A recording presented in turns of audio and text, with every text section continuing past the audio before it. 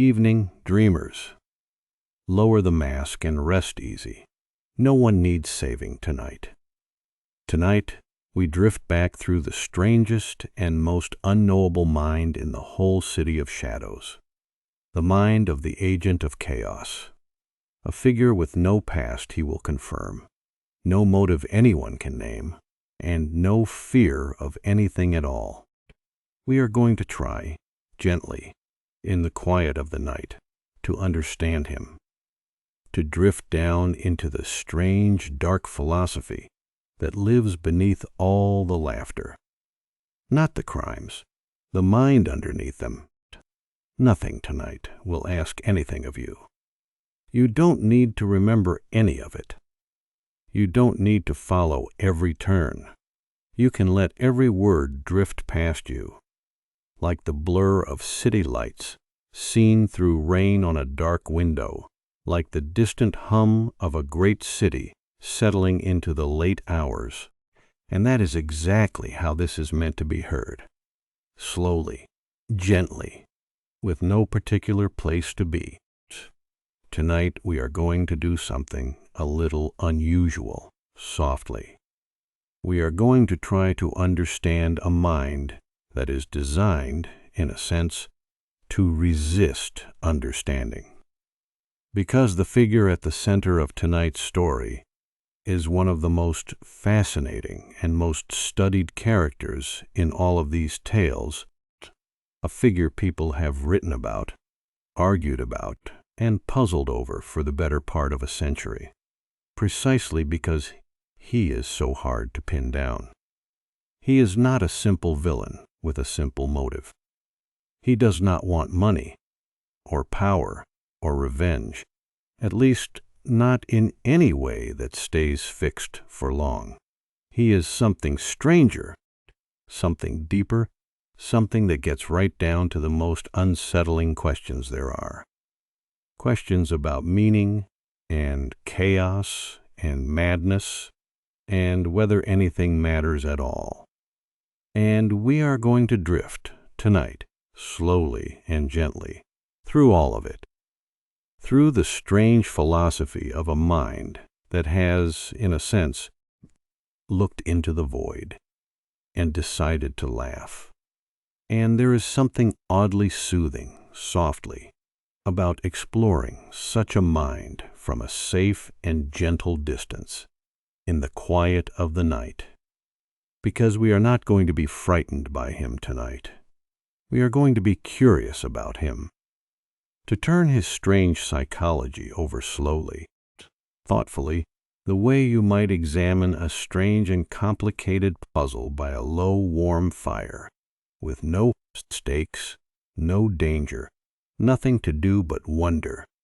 And that kind of slow, curious, low stakes, wondering, is exactly the sort of thing that carries a tired mind gently down toward sleep.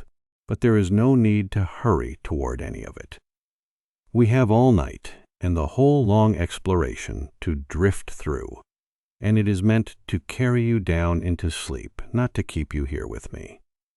So before we begin, get comfortable. Turn the lights down low or off completely. Rest your head against something soft, and if you feel like it, before you drift too far, tell us in the comments where in the world you're listening from tonight. It's a gentle thing we like to imagine, all the quiet rooms this voice travels into. A high apartment with the rain streaking down the glass and the city glowing below. A small house at the end of a long, dark road. A bed by a window somewhere, with the rain coming down, or the snow, or the warm, still air of somewhere far away. Wherever you are, you're welcome here. And if these quiet explorations help you find your way down into sleep, you're always welcome to follow along. So the light's still on tomorrow night, and the night after that. There's no rush at all. We have all the time in the world. Let's begin. Before we drift into the depths of his mind, softly, here is a small true thing about how he came to be, because it points, right from the start, at something essential about him.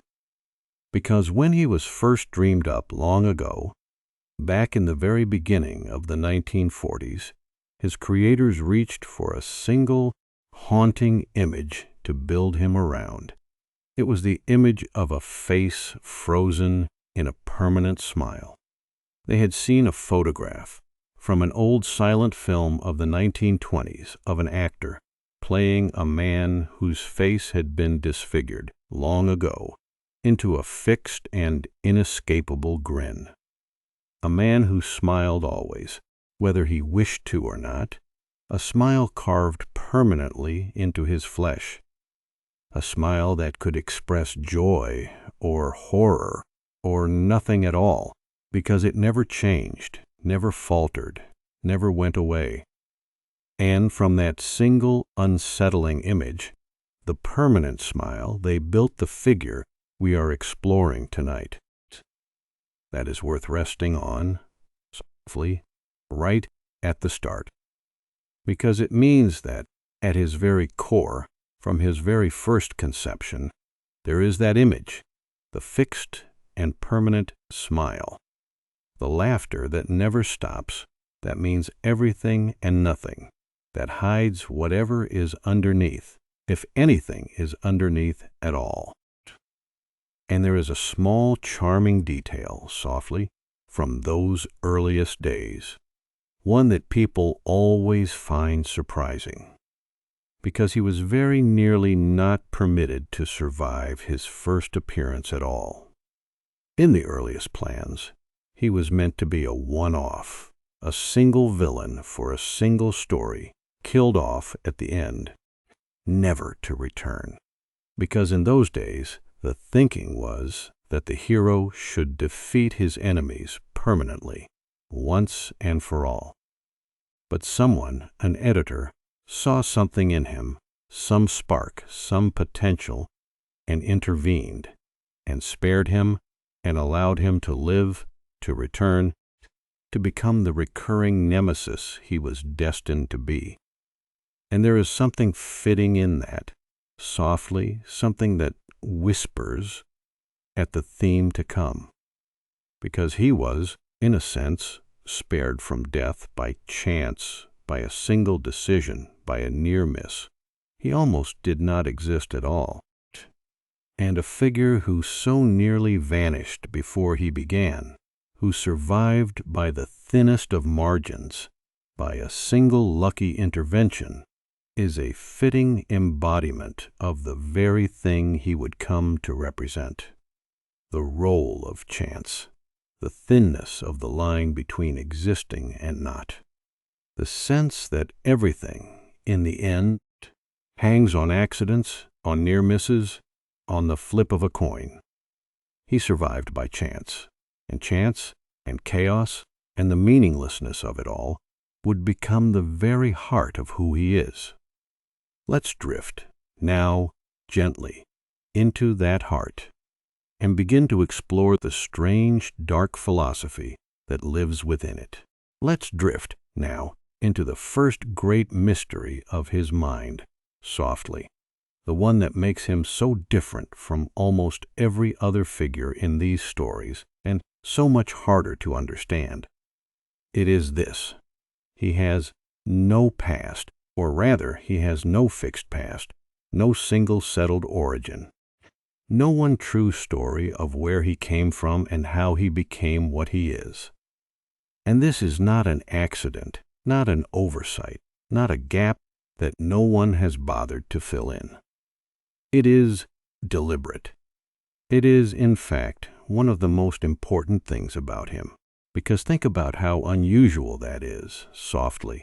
Almost every other figure in these stories has a clear origin, a defining moment, a story that explains who they are and why. The hero who opposes him was made by a specific tragedy, a specific loss, on a specific night. We know exactly what shaped him, but not this figure. His origins are shrouded deliberately in fog. There are many possible versions of how he came to be, many different stories, and they do not agree with each other, and none of them is confirmed as the true one. Sometimes he is said to have been one kind of person before his transformation, sometimes another. Sometimes the story is one thing, sometimes another entirely. The details shift and change and contradict each other, and no single version is ever allowed to become the definitive truth. He is a man without a settled past, a figure whose history is a moving, shifting, uncertain thing. And in one of the most famous explorations of him, softly, he says something about this himself, something that has become central to how people understand him. He suggests that he is not even certain of his own past, that when he looks back, he does not find a single clear history, but a blur, a haze, multiple possible versions, none of them firmly real. And he says, in effect, that if he must have a past, he would prefer it to be this way, uncertain, multiple, a choice among many possibilities rather than a single fixed truth. He would rather not be pinned down to one story, one origin, one explanation. He would rather remain a mystery, even to himself. Let's sit with how strange and how significant that is, softly, because it tells us something crucial about his whole psychology. Because a person's past, their history, their origin, is so much of what makes them who they are. It is the foundation of identity, the thread that connects who we were to who we are, the story that explains us to ourselves and to others. And he has, in a sense, cut that thread, rejected it, refused to be defined by any fixed history, and in doing so, he has made himself into something unusually free and unusually frightening. Because a person with no fixed past is a person without the usual anchors of identity, without the usual constraints, without the usual explanations. He is not bound by who he used to be, because who he used to be is uncertain, changeable, perhaps unreal. He can be anything, become anything, because nothing in his history holds him in place. He is unmoored in the deepest way from the very foundations of a stable self. There is something profound and unsettling in that, softly, worth resting on gently, because it means that we cannot understand him the way we understand others, by looking at their past and seeing what shaped them. There is no reliable past to look at. He resists that kind of understanding entirely. And this is part of what makes him so much more frightening and so much more fascinating than an ordinary villain. Because an ordinary villain, however terrible, can be understood. We can trace their wickedness back to its source, see how they were made, and, in understanding them, contain them, in a sense, within a story that makes sense. But he cannot be contained that way. He has no clear source. He seems to have emerged from nowhere, from chaos, from the fog, without the usual chain of cause and effect that explains a person. And a thing that cannot be explained, that has no clear origin, that seems to come from nowhere, is far more frightening than any explicable evil, because we do not know what it is, or where it came from, or what it might do next. It is outside our understanding, and there are few things the human mind finds more unsettling than that which it cannot understand. And yet, softly, there may be a deeper truth hidden in his missing past, one worth resting on gently, because perhaps the reason his origins are so uncertain is that, in a sense, the origins do not matter. Perhaps the point is that it does not matter how he became what he is, that the specific story, whatever it was, is beside the point. Because what he represents is not a particular person shaped by a particular history. What he represents is an idea, a force, a philosophy. And ideas do not need origins the way people do. Chaos does not have a birthday. Meaninglessness does not have a childhood. He is less a person than a principle wearing a person's shape, and principles do not require the fixed histories that people do. His missing past is not a gap in his story. It is a clue to what he truly is. Not a man exactly, but an idea in the shape of a man. And ideas, unlike men, can come from nowhere, can have no fixed origin, can simply be timeless and unexplained, as old as the darkness they express. Let's drift, softly, into his appearance, before we come to his philosophy, because unlike almost everything else about him, his appearance is fixed, unchanging, unmistakable, and it carries a great deal of meaning. Because whatever else shifts about him, his past, his motives, his personality, his face remains the same. The bleached white skin, the vivid green, the wide, red, permanent smile. He looks, in a sense, like a clown, like a jester, like something out of a carnival or a deck of cards. And that appearance is not incidental. It is central to what he means, because think about what a clown, a jester, traditionally represents, softly. The jester was, in older times, a figure of license, the one permitted to say what others could not, to mock the powerful, to speak uncomfortable truths under the cover of comedy. The jester stood outside the normal order, outside the normal rules, a figure of misrule, of inversion, of the world turned upside down, and he has taken that ancient role and made it terrible.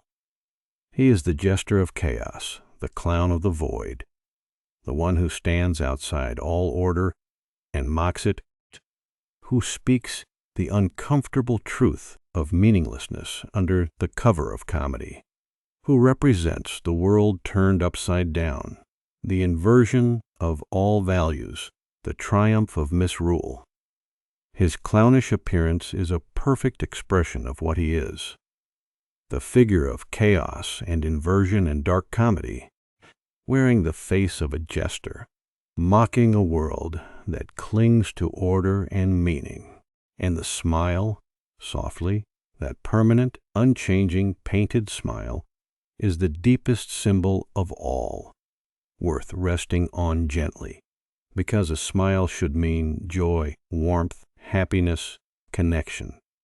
It is one of the most human and most positive of all expressions, and he has taken it and made it into something horrifying, a smile that never changes, never means what a smile should mean, that is fixed and permanent and hollow. His smile expresses not joy but its absence, not warmth but its parody, not connection but its terrible inversion. It is a smile emptied of everything a smile should contain, a mask of happiness over a void, the form of joy with none of its substance. And there is something deeply unsettling in that, in a smile that has been severed from all the warmth it should express, that grins on regardless of everything, that means nothing and everything and nothing again. It is the perfect face for a being who has emptied the world of meaning. The smile that no longer means anything, worn by the one who believes nothing means anything at all. There is something worth resting on, softly, in the horror of that hollow smile, because it points at a real and unsettling truth about appearances and reality. Because we tend to trust smiles, to read them as signs of warmth and goodwill and safety. And his smile is a warning about the gap that can exist between the surface and the depths, between the appearance of joy and its reality, between the mask and the face. He wears the ultimate false smile, the smile that means nothing, and in doing so, he reminds us that appearances can deceive, that the surface can hide anything or nothing, that a smile is not always what it seems. But there is also, perhaps, a deeper sadness in his smile, worth resting on gently. Because remember the image he was built from, the man whose face was carved into a permanent grin against his will. Perhaps his smile, too, is not chosen. Perhaps it is a smile he cannot take off, a grin carved into him by whatever broke him, a mask of joy fixed permanently over a face that might, underneath, be capable of any feeling at all, or none. And there is a horror in that, and a sadness too. The being who must smile forever, whether he wishes to or not, whose face is locked into an expression of a joy he may not feel, may never feel, may have lost entirely, long ago, in whatever darkness made him what he is. Let's drift now into the heart of his philosophy, softly, the central idea that seems to drive everything he does, if anything can be said to drive him at all. It is the belief that nothing means anything, that the universe is, at bottom, chaos, random, purposeless, without order, without justice, without meaning of any kind. That all the things people cling to, all the rules and the morals and the structures and the sense of purpose, are nothing but comforting illusions, fragile stories we tell ourselves to hide from the terrible truth. And the terrible truth, as he sees it, is that there is no truth, no meaning, no point to any of it, just chaos all the way down. This is, softly, one of the oldest and darkest ideas that human beings have ever confronted. The idea that life has no inherent meaning, that the universe is indifferent, purposeless, uncaring, that there is no cosmic order, no justice woven into the fabric of things, no ultimate point to our struggles and our loves and our fears. Philosophers have wrestled with this idea for as long as there have been philosophers. And most people, when they brush up against it, recoil from it, turn away, because it is a frightening and disorienting thought. But he does not recoil from it. He embraces it. He has looked, in a sense, straight into that void, that meaninglessness, that chaos, at the heart of things, and instead of being horrified or despairing, he has made his peace with it. More than made his peace. He has taken it as his gospel, his creed, the single truth around which he organizes his entire existence. And here, softly, is where his particular strangeness begins to make sense. Because if you truly believe that nothing means anything, that the universe is pure chaos, that all order and morality and purpose are illusions, then a certain kind of behavior follows. If nothing matters, then nothing is forbidden. If there are no real rules, only illusions, then breaking them is no crime, only a revelation of the truth. If the universe is chaos, then to spread chaos is simply to be honest, to align yourself with the true nature of things, to stop pretending that the comforting illusions are real. He is not, in his own mind, doing evil. He is telling the truth. He is tearing away the illusions. He is showing people the chaos that was always underneath, the meaninglessness that their fragile structures were built to hide. He is, in his own view, a kind of terrible prophet of the void, revealing to a world in denial the truth it does not want to see, that nothing matters, that it is all a joke, that the only honest response to a meaningless universe is to laugh. Let's rest a moment on how coherent and how frightening that philosophy is, softly, worth resting on gently. Because it is not simply madness, not simply random cruelty. It is a worldview, a dark and terrible worldview, but a coherent one with its own internal logic. If the universe is truly meaningless, then much of what he believes does follow. And that is what makes him so unsettling. Not that he is insane in some simple, incoherent way, but that he has embraced fully and without flinching an idea that most people are too frightened to look at directly. He has stared into the void that we all, on some level, senses there, and he has not looked away. And he has drawn from it conclusions that are horrifying but not illogical. If nothing matters, then anything is permitted. If it is all chaos, then chaos is the only honesty.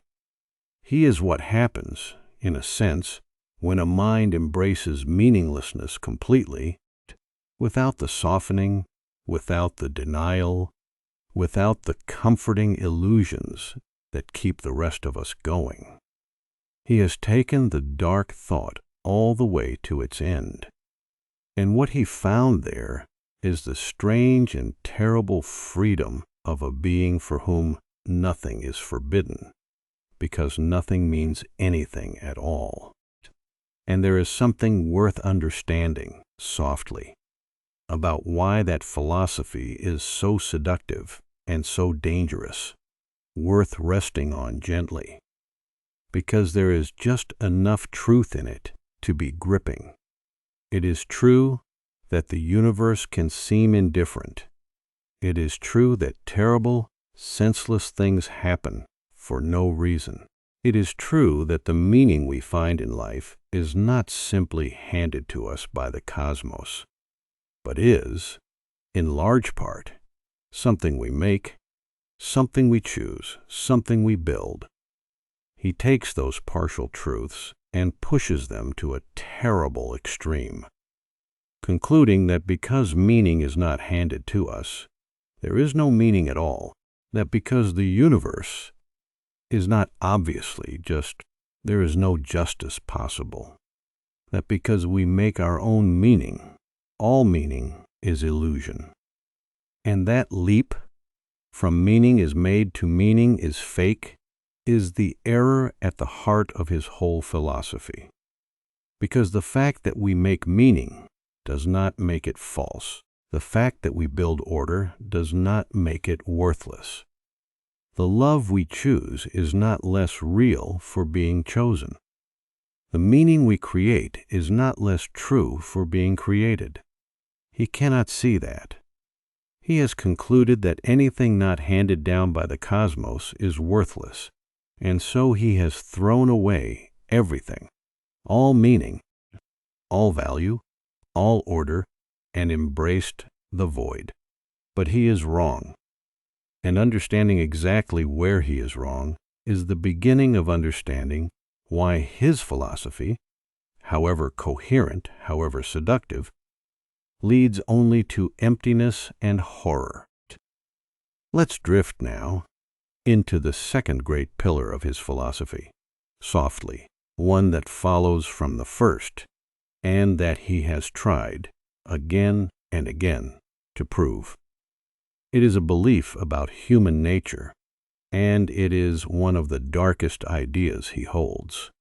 It is the belief that the difference between an ordinary, decent person and a monster like himself is nothing more than a single bad day, that anyone, no matter how good, no matter how principled, no matter how kind, is only one terrible experience away from becoming exactly like him.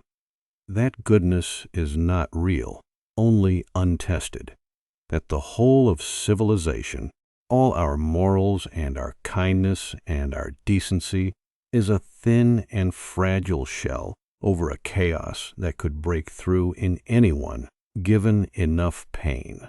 This is his gospel about people, softly, and it flows directly from his belief in universal chaos. Because if the universe is meaningless, if there is no real order, then the order that people show in their lives, their morality, their decency, their sanity, must be equally fragile, equally illusory, equally close to collapse.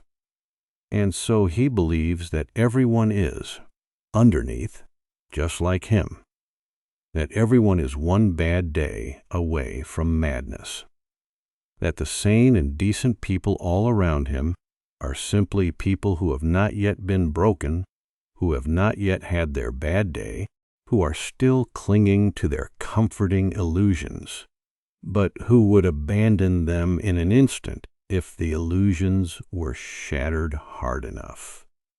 He looks at the good and the decent, and he does not see people who are fundamentally different from him. He sees people who have simply been lucky, people whose bad day has not yet come, people who, given the right push, the right horror, the right pain, would fall exactly as far as he has fallen. And this belief, softly, is not merely something he holds privately. It is something he feels compelled to prove. Because if he is right, if everyone really is just one bad day from becoming like him, then he is not uniquely broken, not uniquely evil, not alone in his chaos. He is simply the honest one, the one who has already had his bad day and stopped pretending. And there would be a strange comfort in that for him, the comfort of not being alone, of not being a monster, but simply a man who has seen the truth first.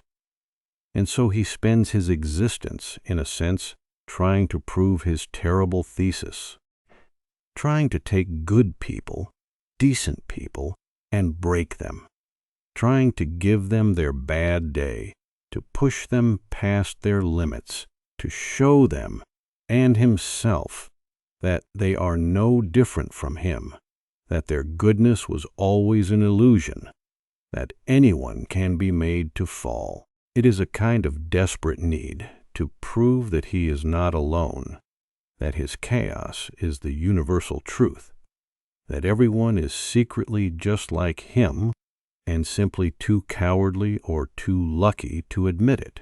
Let's sit with how revealing that need is, softly, worth resting on gently, because there is something almost poignant hidden in it beneath all the horror.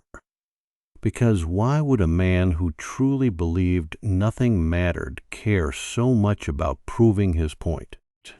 Why would a being at peace with universal meaninglessness feel such a desperate need to demonstrate that everyone is like him? The very intensity of his need to prove his thesis suggests that, underneath, he is not quite as certain, not quite as at peace, as he pretends. It suggests a loneliness, a doubt, a need for company in his chaos, for confirmation that he is right, for proof that he is not uniquely broken, but simply the first to see the truth. And that need, that loneliness, that hunger for confirmation is a crack in his philosophy, a sign that the meaninglessness he preaches does not fully satisfy even him.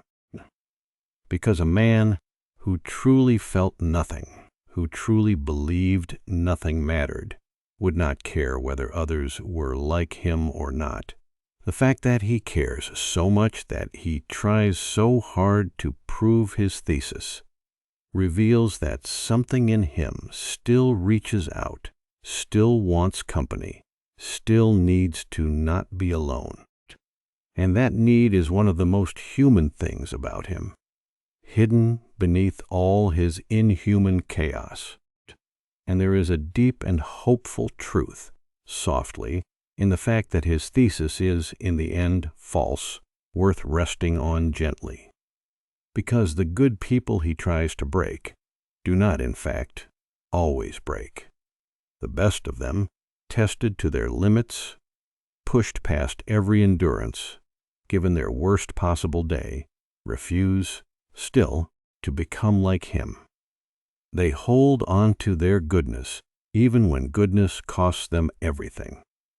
They prove, again and again, that his thesis is wrong, that a bad day does not have to make a monster, that goodness is not merely untested, but real, chosen, strong enough to survive even the worst. And every time they do, they refute his whole dark gospel. They show that people are not all one bad day from chaos, that some, at least, can suffer the worst and remain good, that the shell of decency is stronger than he believes, that it does not shatter as easily as he needs it to. His thesis is his hope, in a way, the hope that he is not alone, and its repeated failure is his deepest defeat, the proof, offered again and again, that he is wrong about people, that goodness is real, that not everyone is like him, that he is, in his chaos, more alone than he can bear to admit. We have come a long way already, you and I. That is worth noticing softly before we go on. We began with the permanent smile at the root of him, and the near miss that let him exist, and then we drifted into the great mysteries of his mind. His missing past, the multiple choice history that unmoors him from any fixed self. His philosophy of universal chaos and meaninglessness. The belief that nothing matters, and so nothing is forbidden. And his dark gospel about human nature. The belief that everyone is one bad day from becoming like him, and his desperate, lonely need to prove it true. If you are still here with me, drifting somewhere on the soft edge of sleep, there is no need to hold on to any of it. The ideas will keep.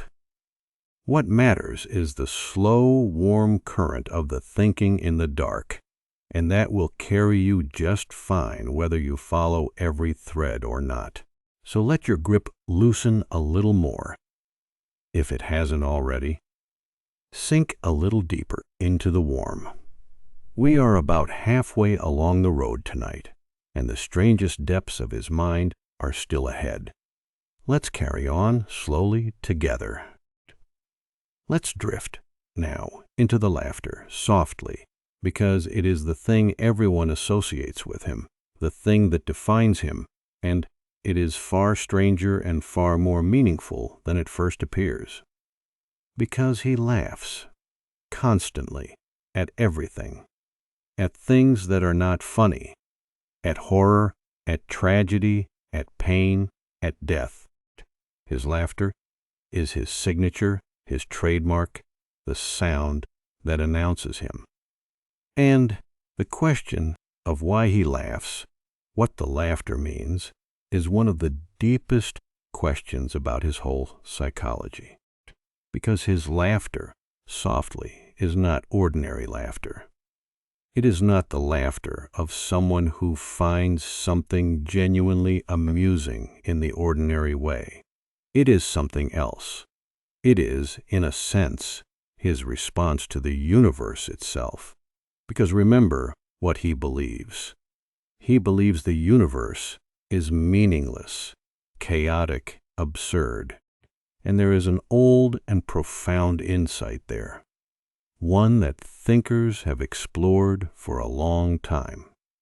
That when you truly confront the absurdity of existence, the meaninglessness, the cosmic joke of it all, one possible response, perhaps the only sane response, is to laugh. Because if the whole thing is absurd, if there is no meaning, no point, no cosmic justice, then what else can you do but laugh at it? Weeping assumes that something is wrong, that things should be otherwise, that there is a meaning that has been violated. But laughter accepts the absurdity, embraces it, responds to the cosmic joke with the only fitting response, which is to laugh along.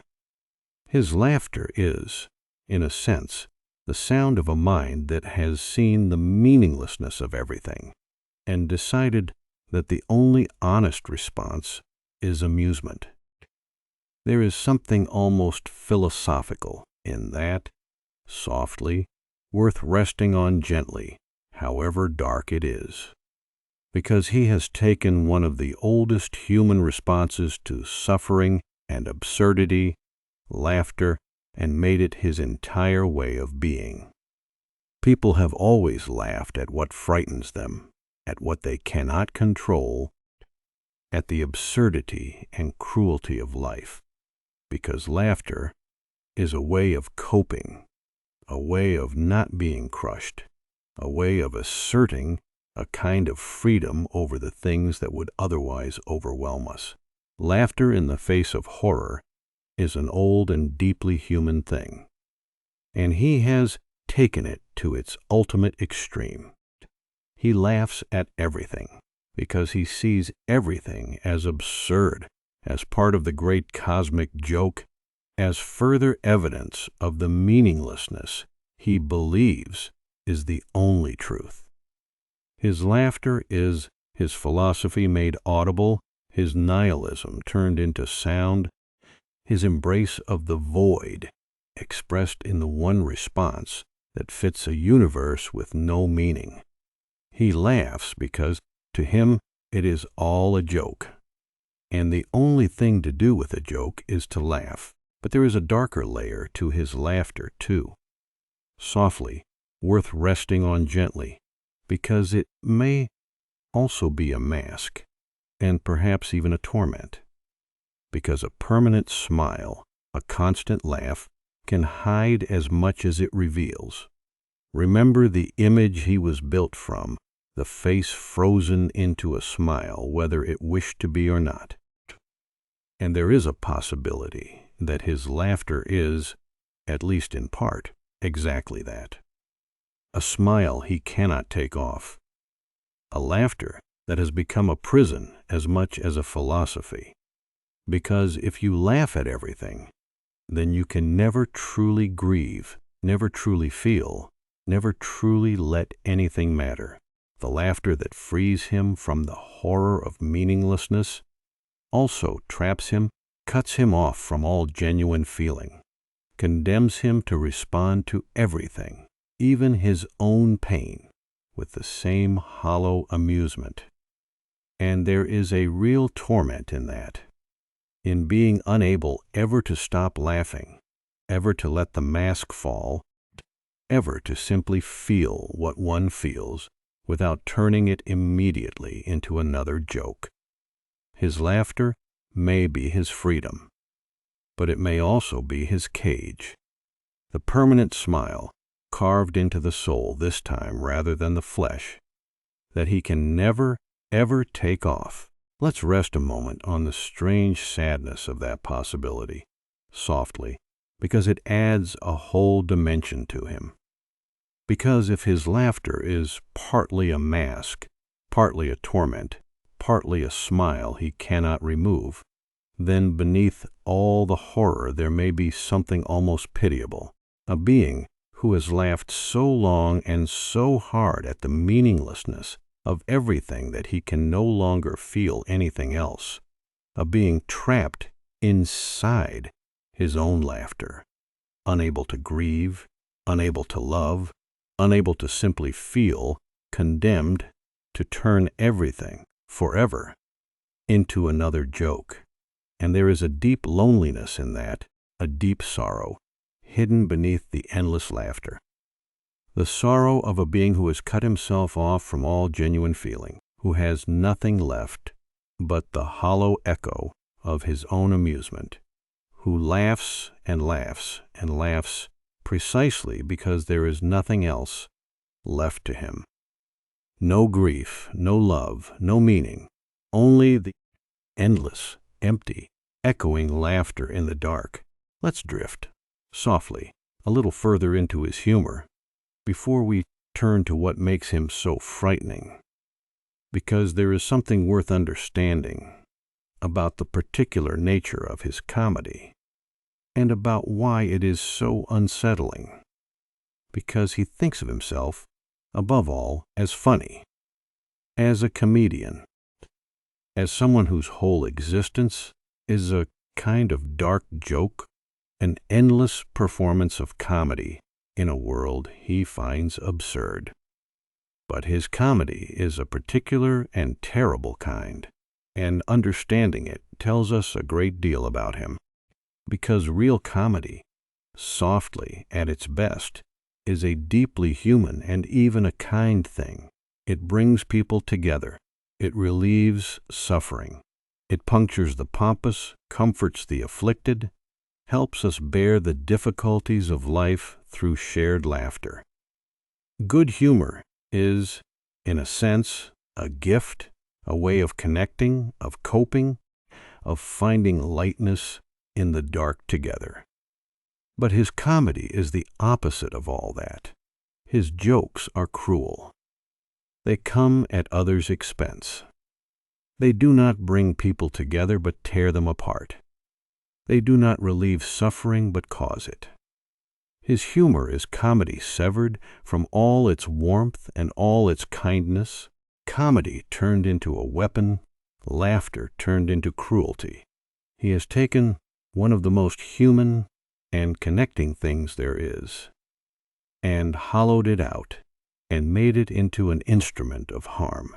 And there is something revealing in that, softly, worth resting on gently, about the difference between his laughter and real joy. Because real laughter, the good kind, comes from connection, from warmth, from a shared delight in the absurdity of life. But his laughter comes from a cold place, a place of superiority and contempt and distance. He laughs at people, not with them. He finds his amusement in others' suffering, in the puncturing of their hopes, in the revelation of the chaos beneath their fragile order. His is the laughter of cruelty, not of joy, the laughter of someone who has severed comedy from connection and made it into a form of attack. And that severed, cruel, contemptuous laughter is a kind of parody of real humor, a hollow imitation. Comedy with all the humanity drained out of it. It sounds like laughter, but it is empty of everything that makes real laughter warm. There is a deep sadness in that, softly, worth resting on gently, because it connects to everything else we have glimpsed beneath his surface. Because to have lost the capacity for real, warm, connecting laughter, and to be left only with the cold, cruel laughter of contempt, is a kind of impoverishment, a kind of loss. Real humor is one of the great joys of being human, one of the warmest and most connecting things there is. And he has lost it, or perhaps had it taken from him, and been left with only its hollow shell, the cruel parody, the empty laughter that connects to no one, and warms nothing. And there is a loneliness in that, and a poverty, hidden beneath all his apparent glee. The being who laughs the most and enjoys it the least. The comedian who has forgotten, or lost, or never known what real laughter, warm and shared and kind, actually feels like. And so he laughs, and laughs, and laughs in a cold and empty way, having lost the one warm thing that laughter is supposed to be. Let's drift now into what makes him so uniquely frightening, softly, because it is worth understanding, and it is not the obvious things. It is not his crimes, terrible as they are. It is something deeper, something about the very structure of his mind that makes him more frightening than almost any other figure in these stories. And it comes down to a few strange qualities that, together, make him almost impossible to defend against. The first, softly, is that he has no motive that can be understood or predicted. Most people, even most criminals, want something: money, power, revenge, safety. And because they want something, they can be understood, predicted, bargained with, even stopped by figuring out what they want and working from there.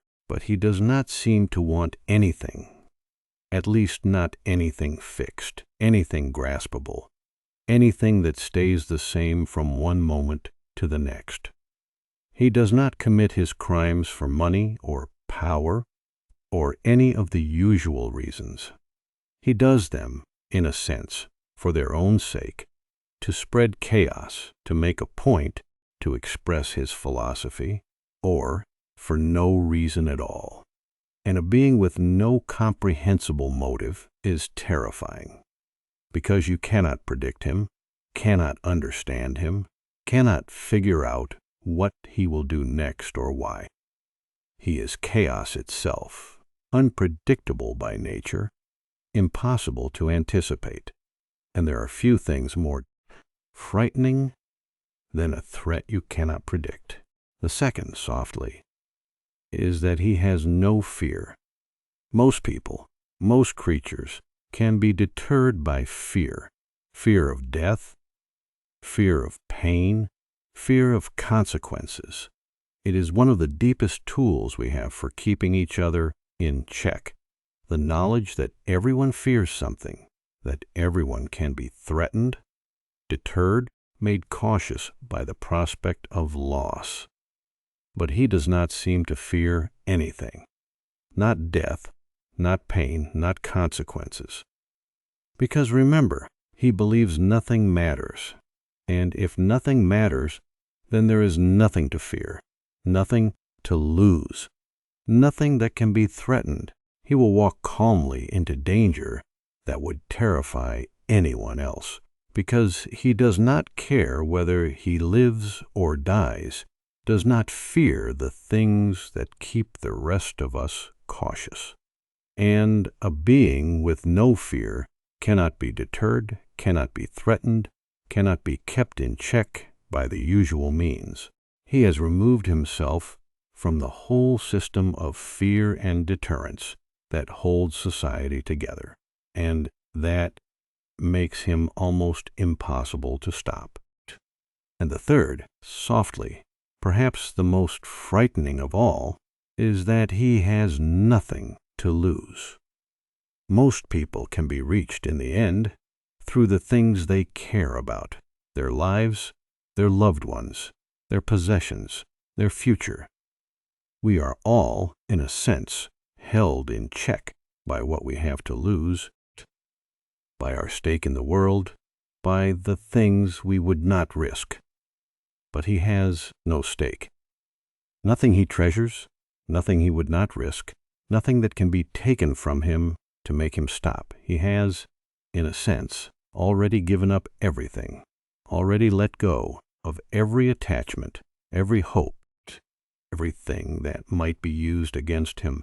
And a being with nothing to lose is free in the most terrible way, free to do anything, risk anything, because there is nothing that can be taken from him, no leverage, no hold, no way to reach him through the things he cares about, because he cares about nothing.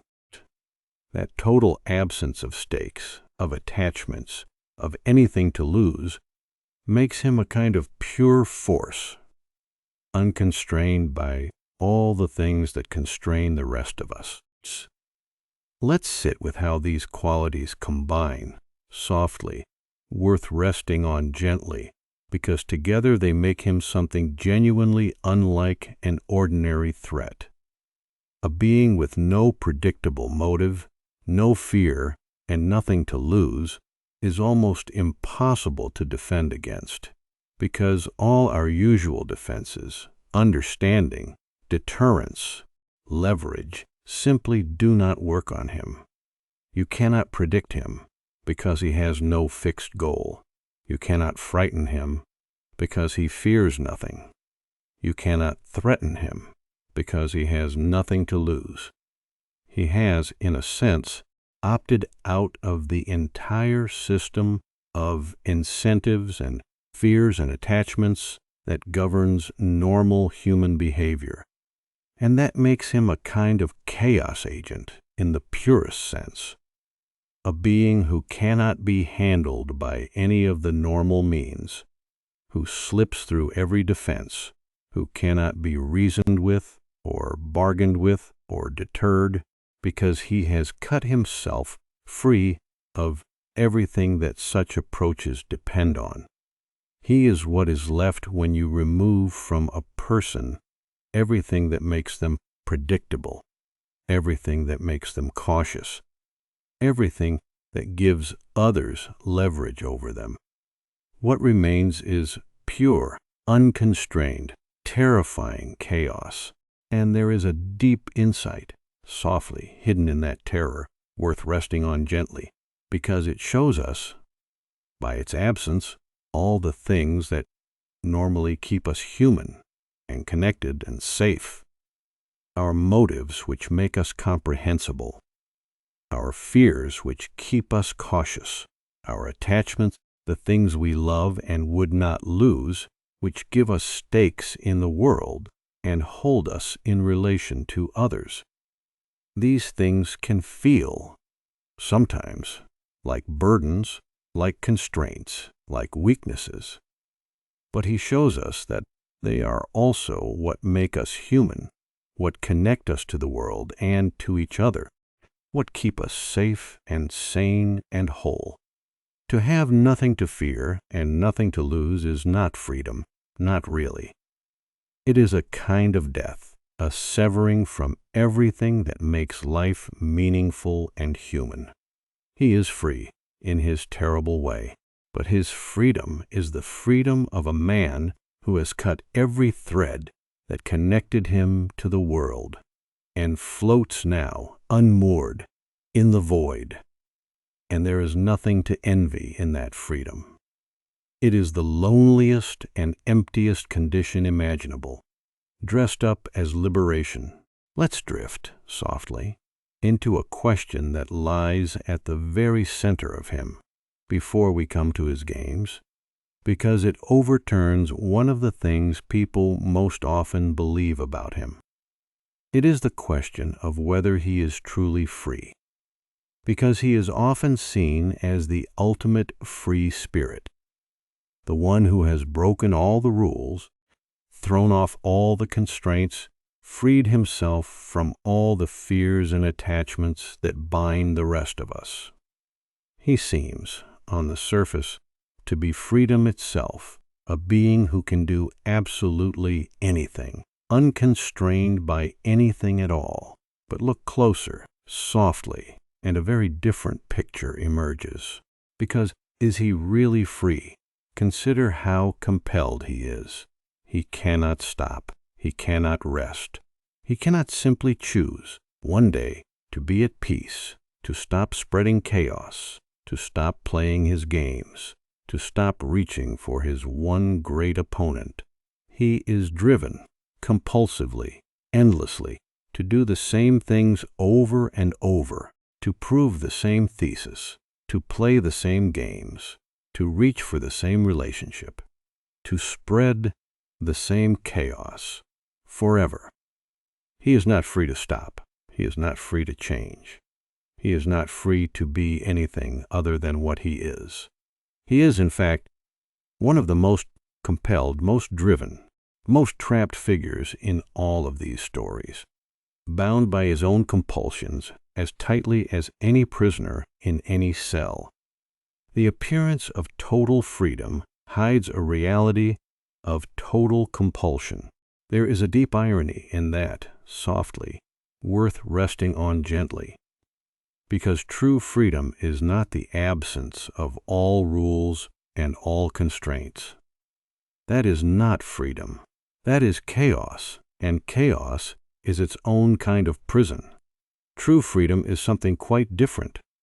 It is the ability to choose deliberately who you will be, what you will value, how you will live. It is the ability to commit to things, to build things, to shape your life according to your own chosen purposes.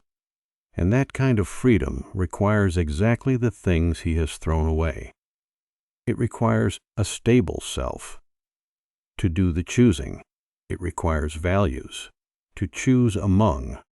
It requires the ability to commit, to stay, to build, rather than to drift endlessly in chaos. He has thrown all of that away, and in doing so, he has not gained freedom. He has lost it. He has become a slave to his own chaos, his own compulsions, his own endless, meaningless repetition, unable to choose, unable to commit, unable to be anything other than the driven, compelled, trapped thing he has become. And this reveals, softly, one of the deepest truths hidden in his whole psychology, worth resting on gently, that the freedom he seems to embody is an illusion, and that the real freedom belongs to exactly the people he despises. The ordinary people, with their rules and their commitments and their chosen meanings, are the truly free ones. Because they have chosen who they are, they have committed to their values, their loves, their purposes. They have shaped their lives according to their own deliberate choices. That is freedom, real freedom. The freedom to author your own life. And he has none of it. He drifts, compelled, through an endless chaos he cannot escape, unable to choose, unable to change, unable to be free of the very meaninglessness he embraced. He thought that by throwing off all constraints he would become free. Instead, he became the most trapped of all, a prisoner of his own chaos, driven forever by compulsions he cannot master, unable ever to simply choose and rest and be at peace. His freedom is his deepest prison, and the ordinary people he pities are freer in every way that matters than he will ever be. Let's drift softly into another strange feature of his behavior before we come to the question of his self, because it puzzles many people. It is his fondness for games, for puzzles, for riddles and schemes and elaborate rules of his own invention.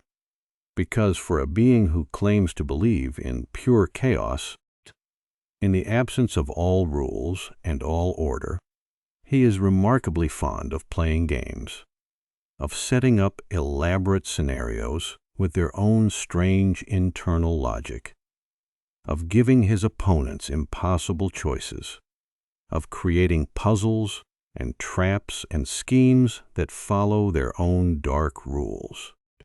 And this is another of his revealing contradictions, softly, worth resting on gently.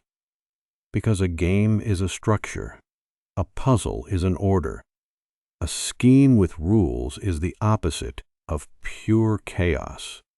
To play a game is to create a little world with its own logic, its own rules, its own meaning, however twisted, and the fact that he cannot resist doing this that even his chaos takes the form of games and puzzles and elaborate rule-bound schemes, reveals, once again, that pure meaninglessness is not something even he can actually sustain. He keeps making little structures, little orders, little games. He cannot simply be random. He composes, he schemes, he plays. And that impulse toward game and structure and rule is, at bottom, an impulse toward meaning, toward order, toward the very things he claims to reject. There is something almost childlike, softly, in his love of games, worth resting on gently, and it connects to something deep about him. Because children play. Children make up games, invent rules, create little worlds of imagination with their own strange logic. And there is in him something of that childlike quality, that playfulness, that delight in games and pretend and invention. It is a dark and twisted version of it, turned toward terrible ends. But the impulse itself, the love of play, of games, of making up rules and scenarios, is oddly childlike, oddly innocent even, at its root, and that may be another clue to what he is. A person whose development was somehow arrested or twisted or broken, so that the childlike love of play remained, but was severed from the moral development that should have accompanied it. A child's delight in games, in a being with none of a child's innocence. The playfulness without the goodness. The love of the game without any sense that the pieces are real people who can be hurt.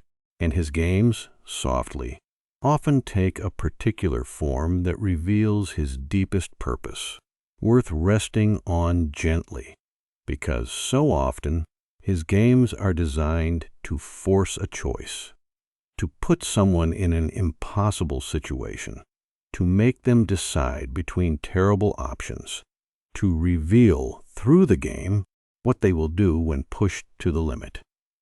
And this connects directly to his great thesis about human nature, his belief that everyone can be broken, that anyone will abandon their principles if pushed hard enough. His games are, in a sense, experiments, tests, ways of proving his thesis by forcing people into situations where he believes they will reveal their true, chaotic, self-interested nature. He sets up the game, establishes the cruel rules, and then watches to see whether his victims will do what he predicts, whether they will break, whether they will prove him right. His games are his philosophy in action, his attempts to demonstrate, through carefully designed scenarios, that his dark view of human nature is correct. And when his victims refuse to break, when they defy his predictions, when they hold onto their goodness, even within his cruel games, they refute not just the game, but the whole philosophy behind it. His games are meant to prove that everyone is like him, and their frequent failure to do so is one more proof that he is wrong. Let's drift now into a subtler and stranger aspect of his mind, softly, one that connects to his missing past and deepens the whole mystery. It is the possibility that he has, in a sense, no stable self at all, no fixed, consistent identity, that the person we call by his name is not really a single coherent person, but something more fluid, more theatrical, more performance than reality. And this is one of the most unsettling things about him, because it undermines the very idea that there is a real him to understand at all. Because think about how inconsistent he is, softly. From one telling to another, from one moment to another, He changes. Sometimes he is a calculating mastermind, coldly brilliant. Sometimes he is a chaotic force of pure impulse. Sometimes he seems almost silly, a prankster, a clown. Sometimes he is horrifying. His personality shifts, his methods shift, even his apparent goals shift. He is not consistent in the way a normal person is consistent. And this is not just because different storytellers portray him differently. It seems to be part of who he is, or rather, part of what he is instead of a fixed who. He is protean, changeable, always shifting, never quite the same from one moment to the next. And this suggests that there may not be a stable core underneath, a real self holding it all together. There may be instead only the shifting surface, the endless performance, the mask with nothing behind it. There is a genuinely disturbing idea there, softly, worth resting on gently. The idea of a person who is all surface, all performance, with no true self underneath. Because we tend to assume that everyone has a real self, a core identity, a genuine person behind whatever masks they wear. But what if, in his case, there is no such core? What if the mask is all there is? What if he is, in a sense, empty at the center, a performance without a performer, a role with no actor behind it, a series of masks with nothing underneath but more masks? That is a deeply unsettling possibility, and it may be closer to the truth of him than any fixed identity. Because remember, he has no stable past, no fixed origin, no consistent personality. He is, in a sense, made of chaos, and chaos has no stable center. Perhaps the reason we cannot find the real him is that there is no real him to find. Perhaps he is exactly what he appears to be, a shifting, endless, empty performance, a mask over a void.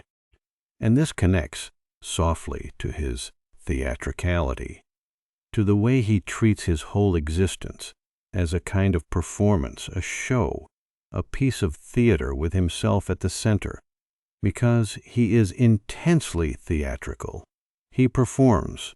He plays to an audience, real or imagined. He treats his crimes as art, as jokes, as performances, as spectacles designed to be witnessed. He has a flair for the dramatic, for the grand gesture, for the theatrical presentation. And this theatricality is not incidental. It is central to who he is, or what he is. Because if there is no real self underneath, then performance is all there is. If you are empty at the center, then you exist only in the performance, only in the role you are playing, only in the eyes of the audience watching you. His theatricality may be a symptom of his emptiness, a way of existing when there is no stable self to exist as. He performs, therefore he is. He plays to the audience, because without the audience, without the performance, there might be nothing there at all. Let's rest a moment on the strange emptiness of that, softly, worth resting on gently, because it is perhaps the deepest and saddest thing about him. Because a being with no stable self, who exists only in performance, who is all mask and no face, is, in a sense, profoundly empty. There is a kind of horror in it, the horror of a person who is not really a person, who has no genuine inner life, no true self, only the endless shifting performance. But there is also, perhaps, a kind of sadness in it, worth resting on gently, because to have no stable self, no core identity, no true person underneath, is to be, in the deepest way, lost, unmoored. empty. It is to have no home even within oneself, no solid ground to stand on, no real self to return to. And whatever else he is, that emptiness at his center, if it is truly there, is a kind of desolation, a hollowness, a void where a person should be. He may frighten us with his chaos, but if we look closely, we may also glimpse, at his center, not a triumphant, free spirit, but an emptiness, a hollowness, a terrible absence where a self should be. And there is nothing to envy in that. It is the loneliest thing imaginable, to be at your very center, no one at all.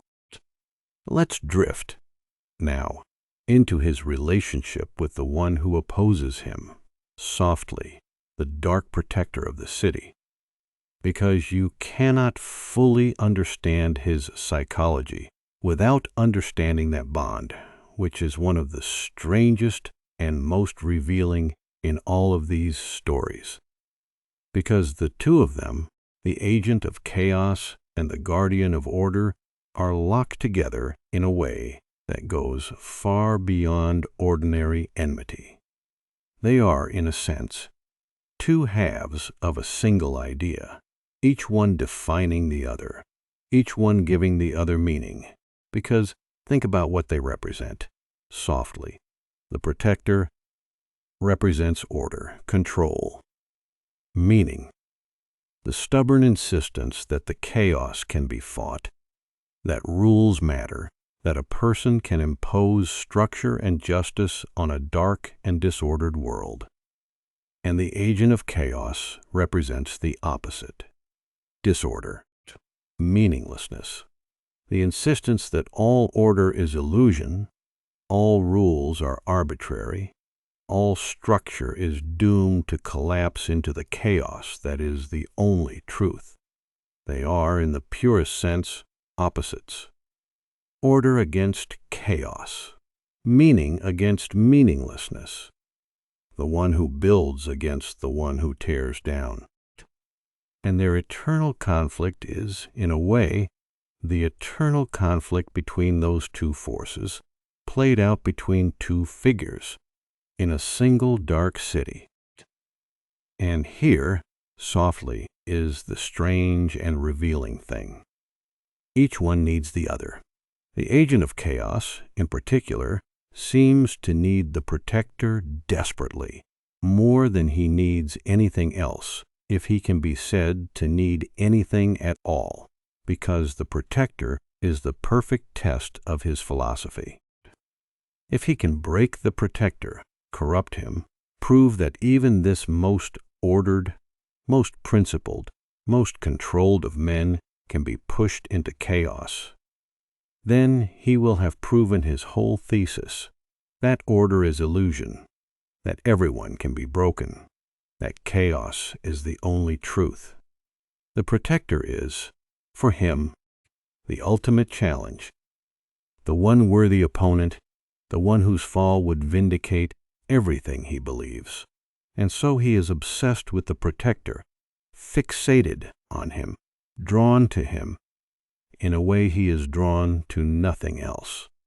The protector gives his chaos a purpose, a target, a meaning, ironically enough. Without the protector to push against, the agent of chaos would have nothing, no game to play, no thesis to prove, no worthy opponent to break. There is a deep irony in that, softly, worth resting on gently.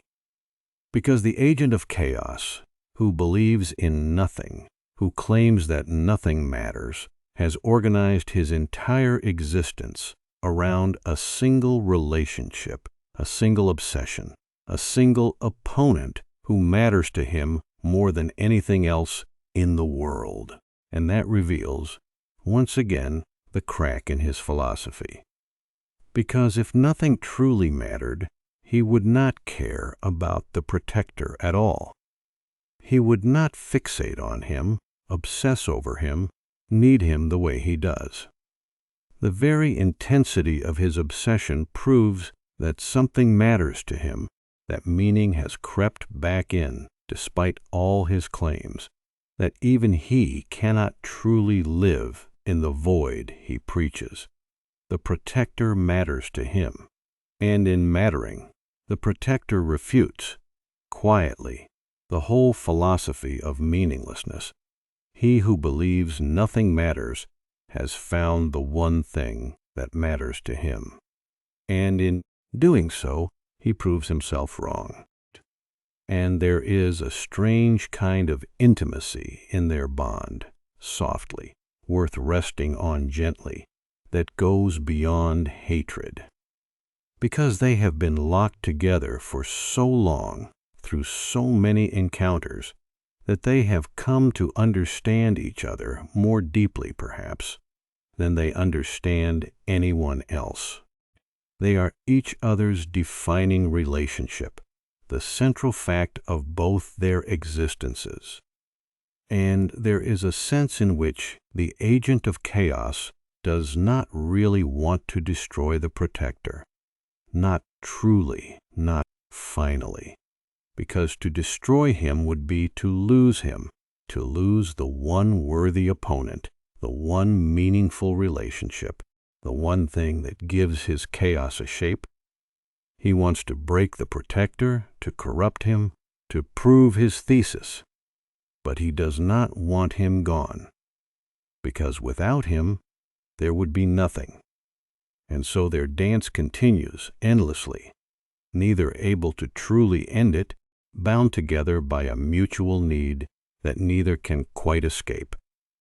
The one who represents chaos and the one who represents order, locked forever in an embrace that is also a war, each defining the other, each needing the other, each unable to exist, in a sense, without the opposite that gives them meaning. Let's rest a moment on what that strange bond reveals, softly, worth carrying gently towards sleep, because it shows us that even chaos, in the end, defines itself against order, that even meaninglessness needs meaning to push against, that the void itself is shaped by the fullness it denies. The agent of chaos cannot exist in pure isolation. He needs the protector, needs the order, needs the meaning, if only as something to tear down. And that dependence reveals a truth deeper than his philosophy. That meaning and order are not, as he claims, mere illusions, easily discarded. They are the very things that even he, the great denier, cannot do without. He needs them, even as he attacks them. He depends on them, even as he denies them. And in that dependence, that need, that inability to exist without the order he claims to reject, lies the quiet refutation of his whole dark creed. Chaos needs order to be chaos. Meaninglessness needs meaning to deny. And the agent of the void cannot, in the end, escape the fullness he spends his existence trying to destroy. Let's drift, now, into the question of his madness, softly, because it is more complicated than it seems, and it touches on some of the deepest questions there are about sanity and reason and what it means to be mad at all, because we call him mad, insane, and in an obvious sense, he clearly is. His behavior is wildly outside the bounds of normal reason. But there is a subtler and more unsettling way of looking at his madness, one that he himself sometimes suggests, and it is worth resting on gently, because he sometimes claims, softly, not to be mad at all. Or rather, he suggests that his so-called madness is simply a clear-eyed response to a world that is itself mad. He argues, in effect, that the world is absurd, chaotic, meaningless, and that the truly insane thing is to pretend otherwise, to go on living as though there were meaning and order and justice when there is none. By that logic, the ordinary people, the sane people, the ones who cling to their comforting illusions of meaning, are the truly deluded ones. And he, who has seen through the illusions to the chaos beneath, is the only sane one, the only one facing reality clearly. His madness, he suggests, is really a kind of terrible sanity, the sanity of a mind that has stopped pretending, stopped denying, stopped hiding from the truth. It is a seductive argument, softly, and a deeply unsettling one, and it is worth taking seriously enough to see where it goes wrong, because there is a grain of truth in it. It is true that we all rely, to some extent, on comforting beliefs, on a sense of meaning and order that the universe does not simply hand us. It is true that facing the full absurdity and uncertainty of existence is difficult, and that most people avoid it. But his argument makes a crucial error, the same error as his whole philosophy. He assumes that because meaning is not handed to us by the cosmos, it must be false, and that the only clear-eyed response is to reject it entirely. But that does not follow, because meaning that we make is still real. Order that we build is still valuable. The love we choose, the purpose we create, the connections we form, are not illusions simply because the universe did not impose them on us. They are, in a sense, the most real things there are, precisely because we made them, chose them, built them, out of the raw chaos of existence. And so his so-called sanity, softly, is not really sanity at all, worth resting on gently, because true sanity is not the rejection of all meaning. It is the ability to face the uncertainty and difficulty of existence and still to build, still to love, still to create meaning and hold on to it. The person who can look at the absurdity of the universe and still choose to love, still choose to build, still choose to find and make meaning, is not deluded. They are courageous. They are doing the hardest and most human thing there is, which is to create meaning in the face of a universe that does not guarantee it. And he cannot do that. He has looked at the chaos and been defeated by it, has concluded that because meaning is not guaranteed, it is worthless, has given up the whole project of making meaning and surrendered to the void. That is not sanity. It is a kind of failure, a kind of surrender, a kind of despair, dressed up as clear sight. He has not seen more deeply than everyone else. He has simply given up where others have found the courage to go on.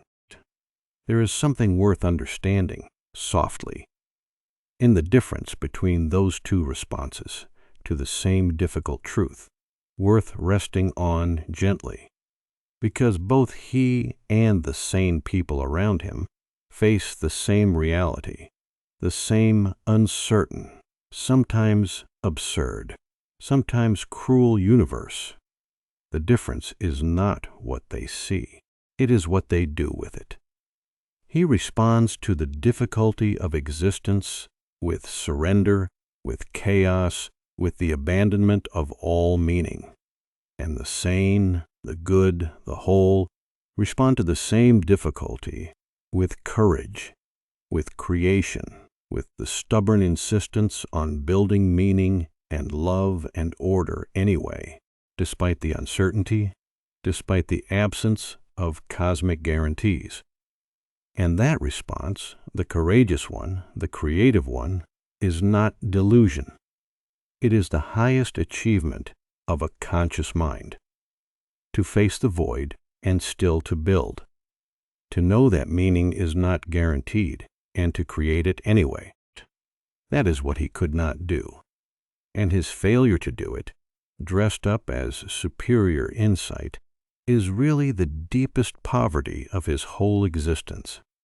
He calls the meaning makers mad, but they are the sane ones, and he, for all his claims of clear sight, is the one who is truly lost.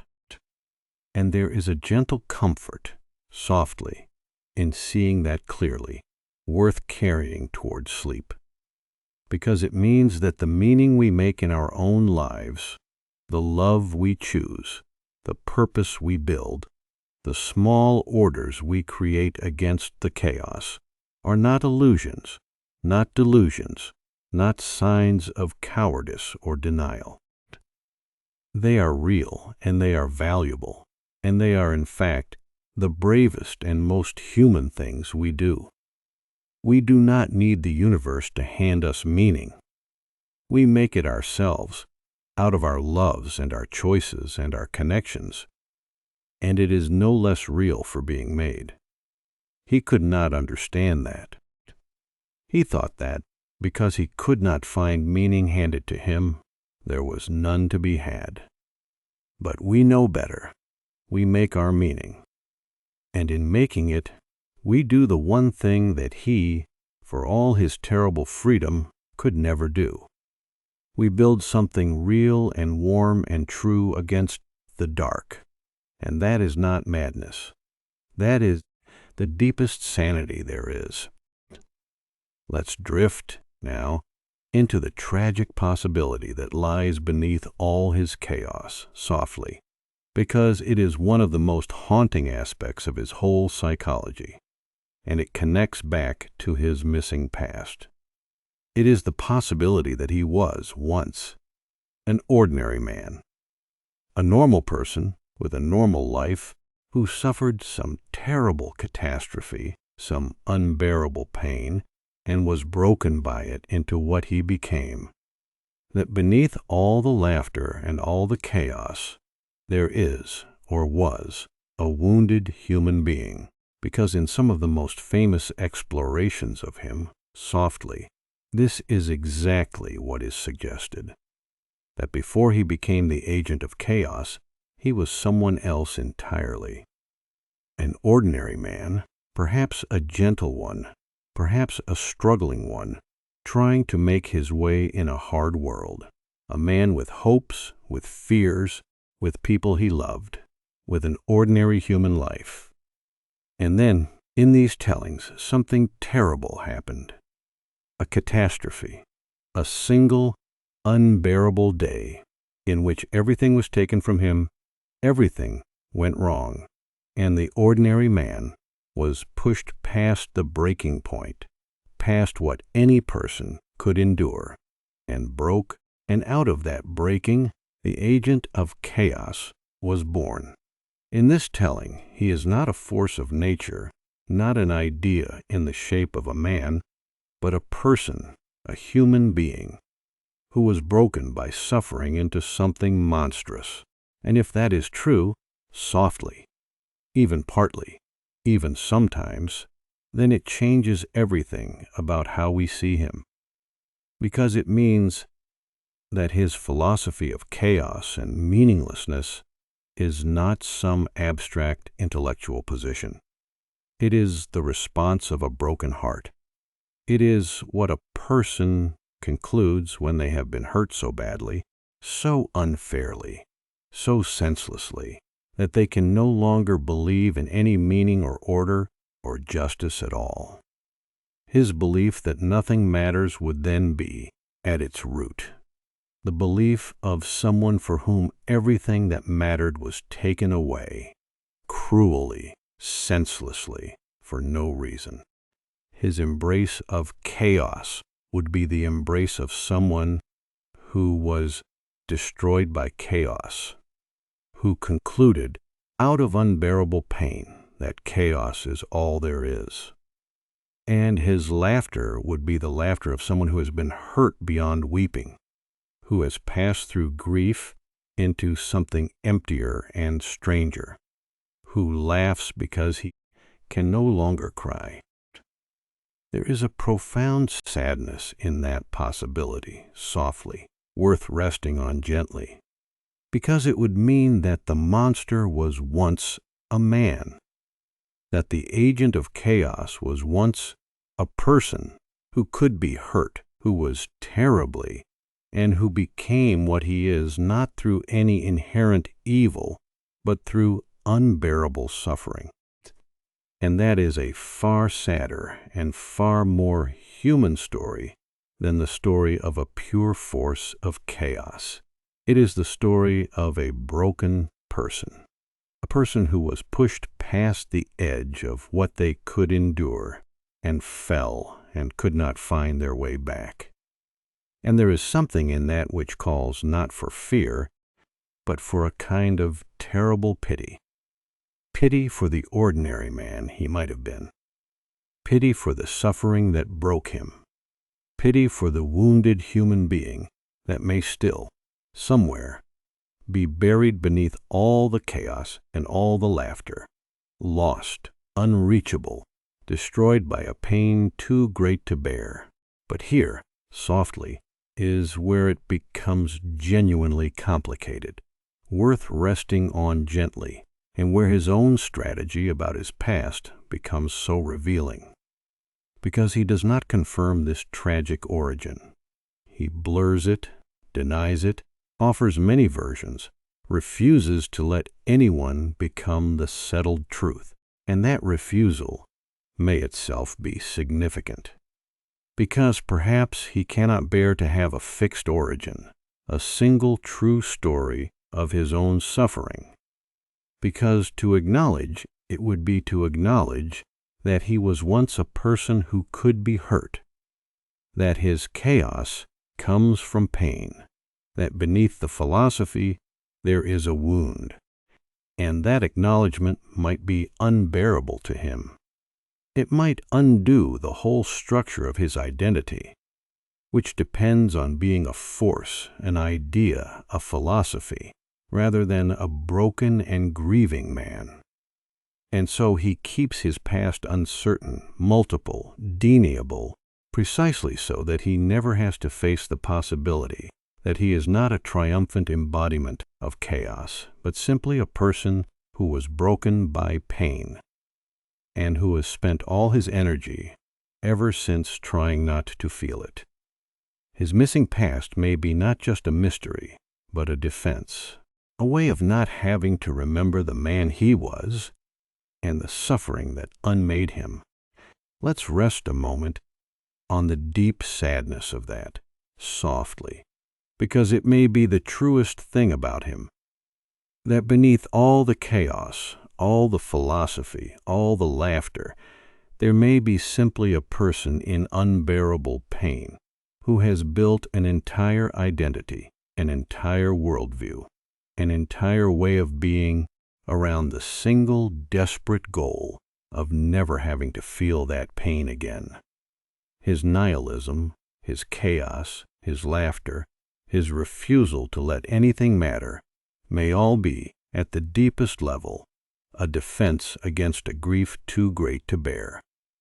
If nothing matters, then his loss does not matter. If it is all a joke, then his pain is just another punchline. If he laughs at everything, then he never has to weep at the one thing that broke him. And there is something unbearably sad in that, worth carrying gently toward sleep. The possibility that the most frightening figure in all these stories is, at his core, simply a broken human being, running from a pain so great that he had to unmake the entire world of meaning rather than feel it. Not a triumphant force of chaos, just a wounded person, laughing in the dark, so that he never has to cry. Let's drift, softly for a while, away from the sharp edges of his psychology and into the quiet of the city at night, because it is a peaceful thing to rest on as the night grows late. and because his whole strange story unfolds against that vast dark backdrop. Picture the great city at night, gently, as sleep draws nearer. The towers rising into the dark, scattered with lit windows, the streets far below, wet with rain, glistening in the glow of the lamps, the endless soft hum of a city that never fully sleeps. And above it all, the low clouds, and somewhere beyond them, unseen, the quiet turning of the stars. There is a deep peace in that image, softly, worth resting on gently. And it is, in a way, the very thing his philosophy denies. Because he would look at that vast, indifferent city, that dark, uncaring sky, and see only meaninglessness, only chaos, only the absence of any order or purpose. But there is another way to see it, a truer way, because that city, for all its darkness, is full of meaning. Every lit window is a life, a story, a small world of love and struggle and hope. Every sleeping person is a universe of memory and feeling and connection.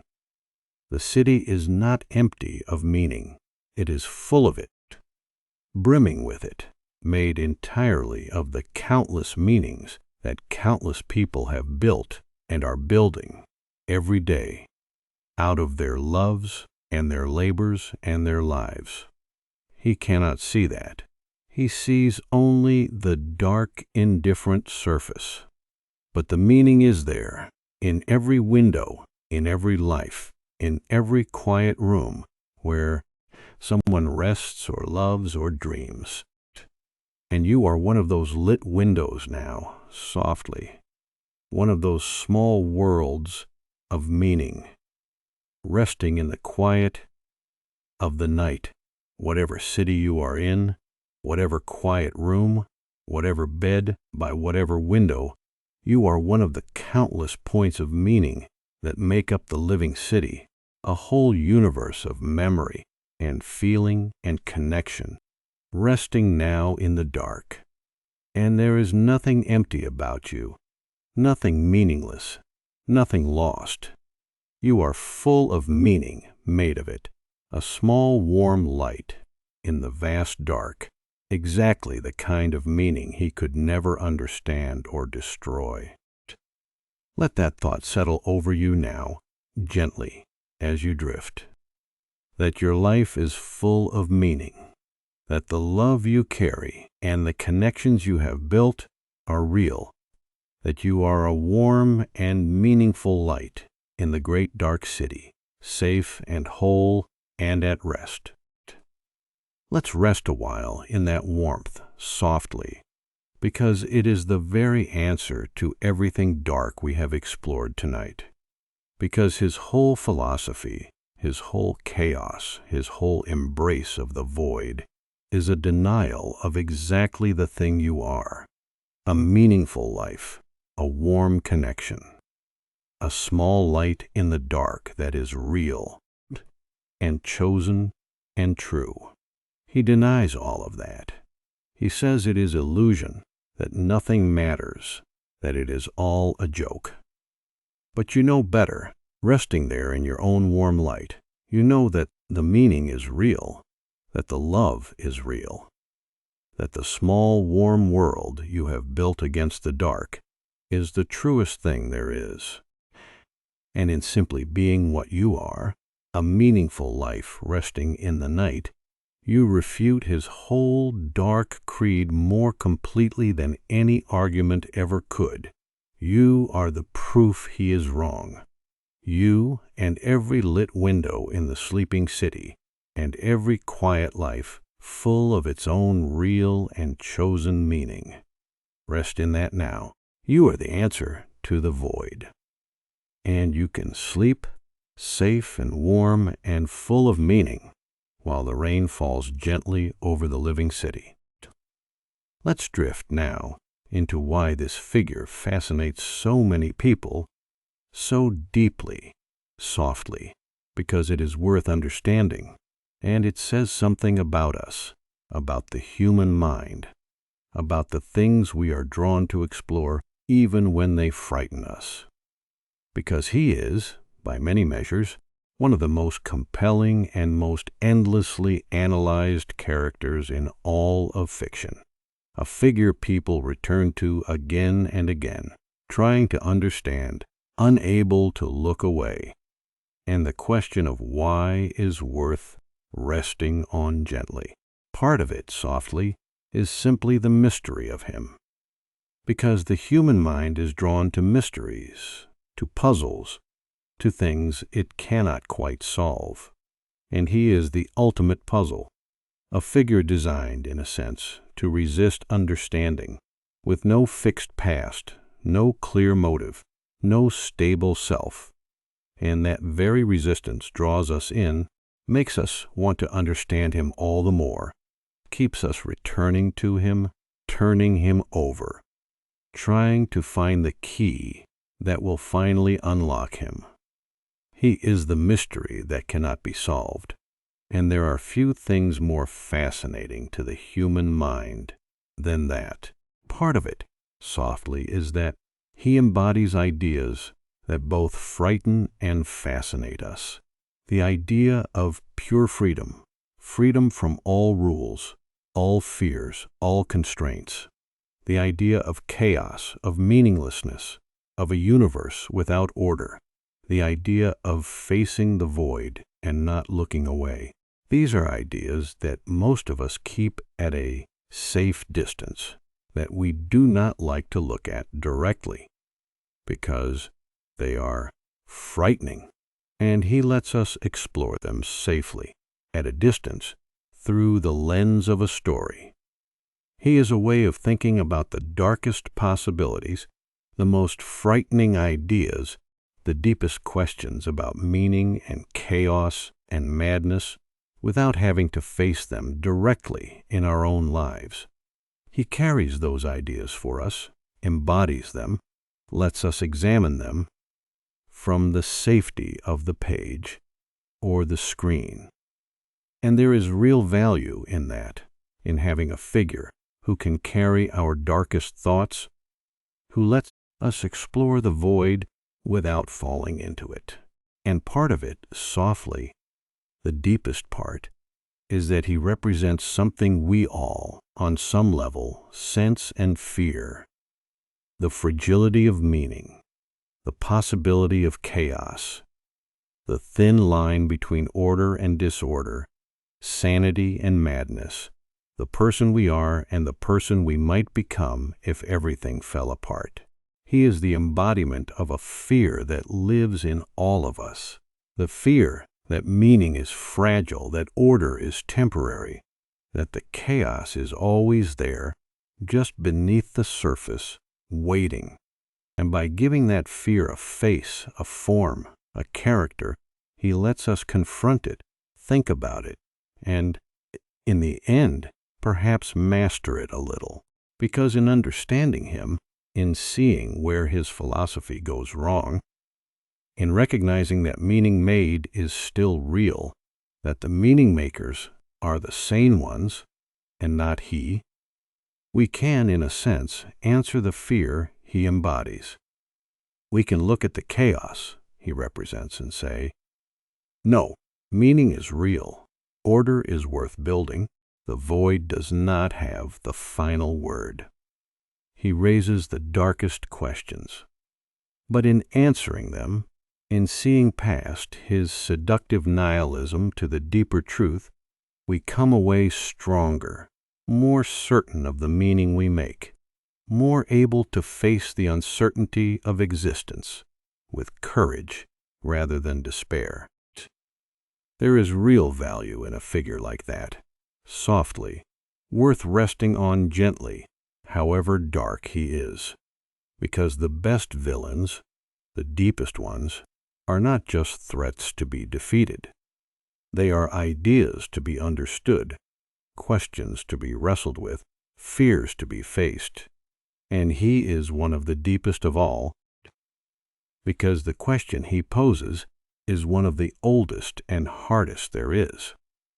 the question of meaning itself, of whether life has any purpose, any order, any point, of how to respond to a universe that does not simply hand us the answers. He answers that question in the darkest possible way, with chaos and nihilism and laughter in the void. And in confronting his answer, in feeling its seductive pull, and then seeing past it, we are forced to find our own answer, better than his, truer than his. An answer built not on surrender, but on the courageous creation of meaning in the face of uncertainty. He asks the hardest question. And in answering it better than he does, we grow. That is what a great dark figure can do for us. Not just frighten us, but force us to think, to wrestle, to find our own light in response to the darkness he embodies. And that is why he fascinates us, and why he endures, and why we keep returning to him again and again across all the long years. Let's drift, now, into another strange feature of his mind, softly, one that reveals something surprising about him. It is the way he treats his terrible deeds as a kind of art, as creation, as performance, because for all his chaos, for all his destruction, there is in him a strange creative impulse, a desire to make his crimes into something elaborate, theatrical, designed. He does not simply destroy. He composes.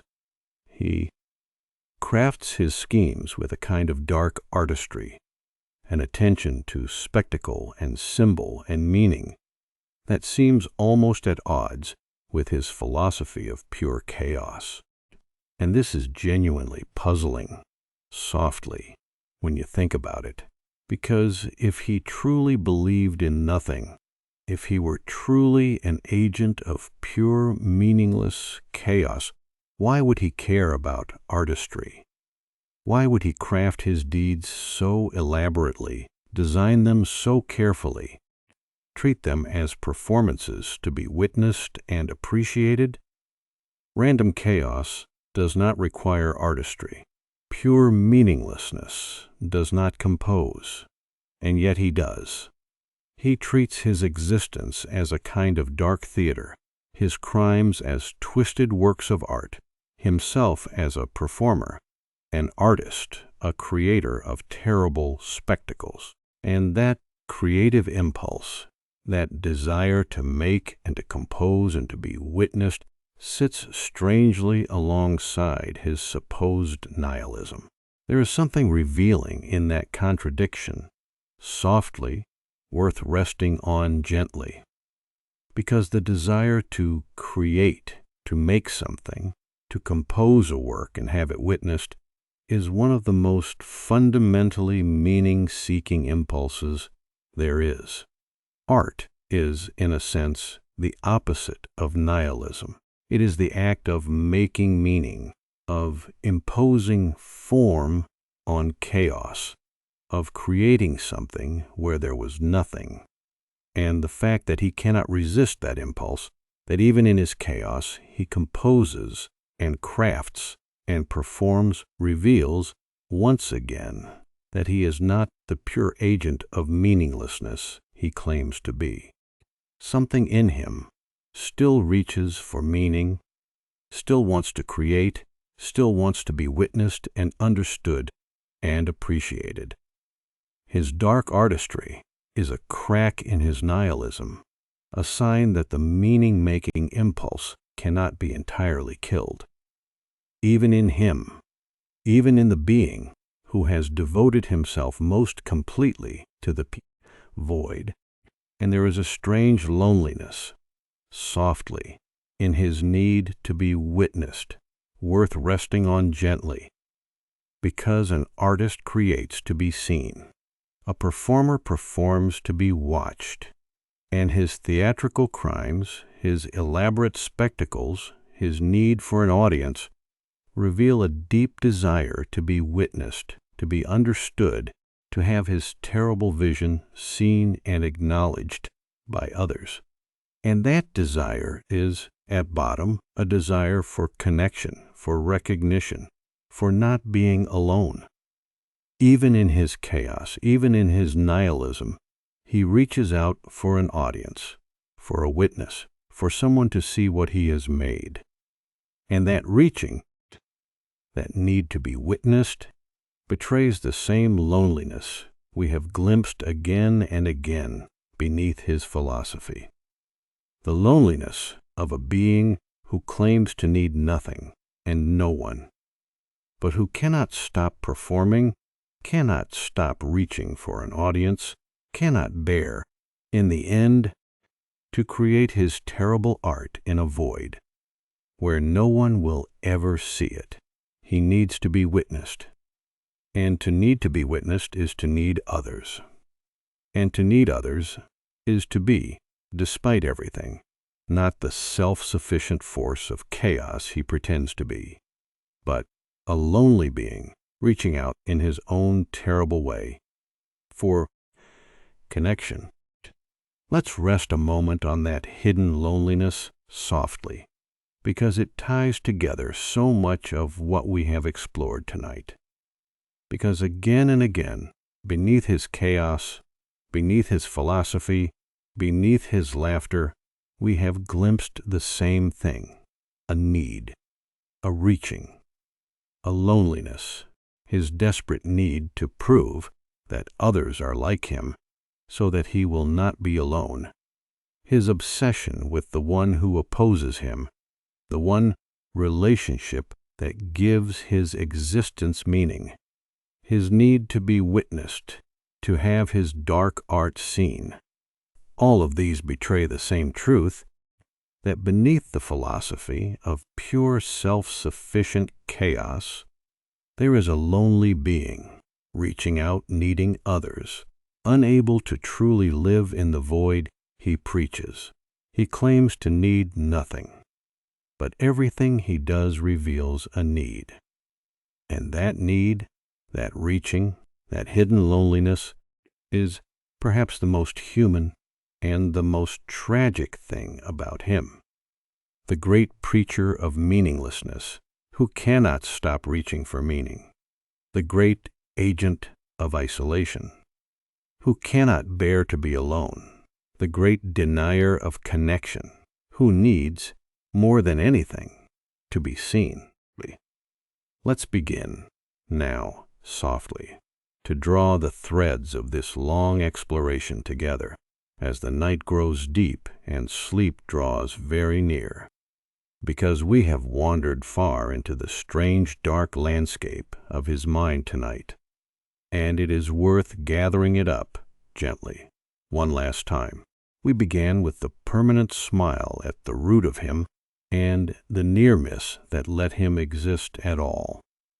And then we drifted through the great features of his psychology, his missing past, the multiple choice history that unmoors him from any fixed self and makes him less a man than an idea, his philosophy of universal chaos and meaninglessness, and the error at its heart, the failure to see that meaning made is still real, his dark gospel about human nature, the belief that everyone is one bad day from becoming like him, and the loneliness that drives his desperate need to prove it. His laughter, the response to a meaningless universe, and perhaps a mask he can never take off.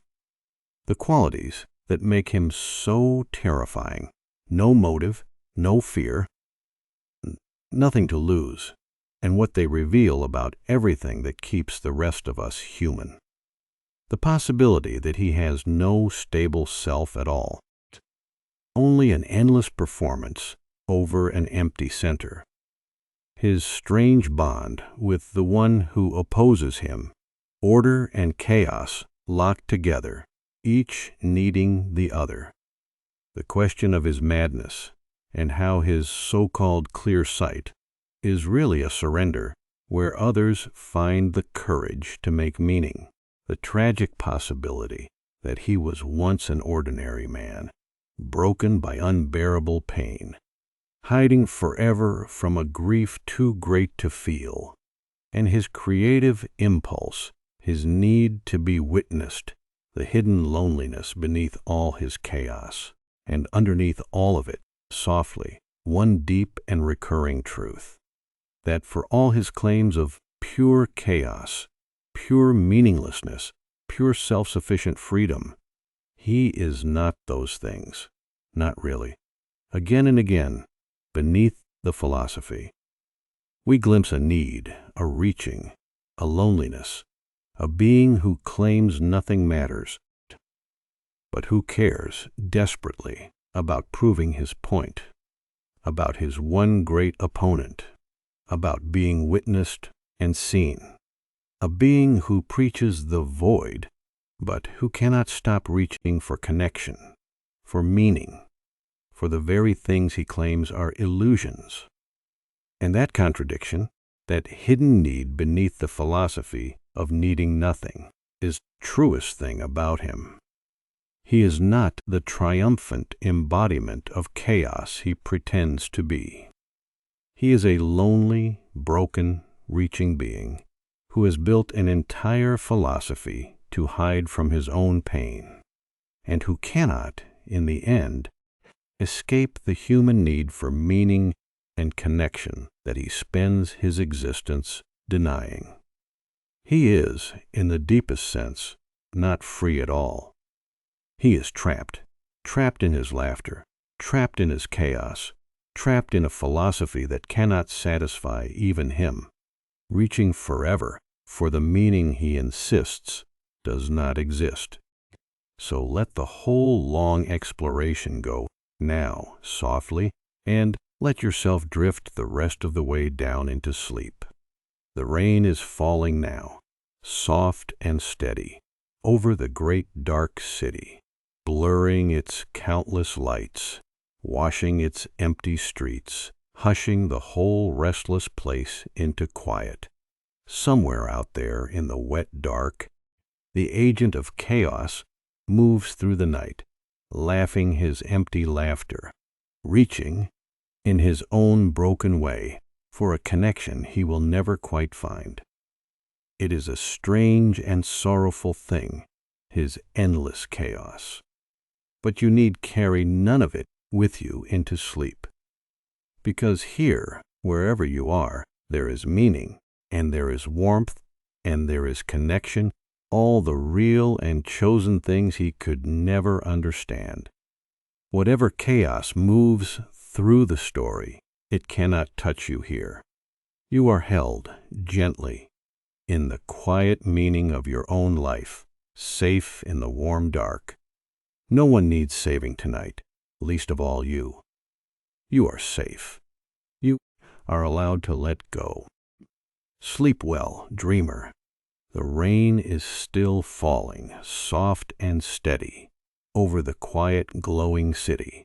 The strange, lonely figure laughs somewhere in the dark, reaching for a meaning he denies. But you know better than he ever could. You know that meaning is real, that connection is real, that the warmth you build against the dark is the truest thing there is. And you can rest in it now, gently, as the rain falls and the city sleeps. The exploration will keep, whether you are awake to follow it or not, and that is exactly as it should be. And whenever you are ready, on whatever quiet night you find your way back here, we will drift through another story together softly, in the dark. There is no hurry at all.